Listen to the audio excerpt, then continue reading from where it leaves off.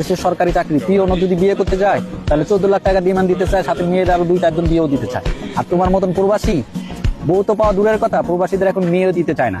100 ঘর দেখে একজন বউও পায় না। আর একজন সরকারি চাকরিজীবী যদি বিয়ে করতে চায় তাহলে 20 লাখ কেন 25 লাখ টাকা পর্যন্ত দিতে চায়।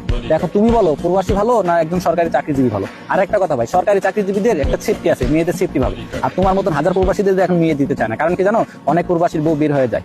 আর চাকরিজীবীদের বউ দিতে চায় কেন জানো? কারণ চাকরিজীবী যদি একজন মারাও যায় সে বৃদ্ধ বয়স পর্যন্ত কিন্তু অনেক টাকা পায়, মানে সরকারি একটা।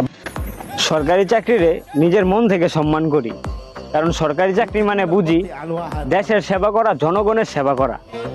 সরকারি চাকরি পাইয়া নিজের সুযোগ সুবিধা ভোগ করা না। আর আপনার কথাবার্তা শুনেই বোঝা যাইতেছে আপনি সরকারি চাকরি নিছেন শুধুমাত্র নিজের সুযোগ সুবিধা ভোগ করার জন্য। তাই আপনার মতো একটা আবাল মার্কা লোক সরকারি চাকরি করার যোগ্য না। আর প্রবাসীকে নিয়ে কথা বলেন, আপনার মুখে প্রবাসীদের জ্ঞান দেওয়া মানায় না, কারণ আমরা রোদে পুইরা বৃষ্টিতে ভিজা শরীরের রক্ত পানি কইরা একবারে হালাল পিওর টাকা দিয়া সংসারটা চালাই। আর আপনারা তো 4-5 লাখ টাকা যেমন ঘুষদা সরকারি চাকরি নেন, সরকারি চাকরি পাইয়েই একবারে দেশের হোকামাইরা, জনগণের হোকামাইরা ঘুষ সুদ নিয়ে ওই টাকা উঠান। তাই বলতেছি কি, প্রবাসীদের নিয়ে উল্টাপাল্টা কথা বললেন না, ঠিক আছে? আর আপনাদের সুযোগ সুবিধার জন্য সরকারি চাকরি দরকার, আর আমরা প্রবাসী, আমাদের সংবিধানে আমরা নিজেরাই সরকার।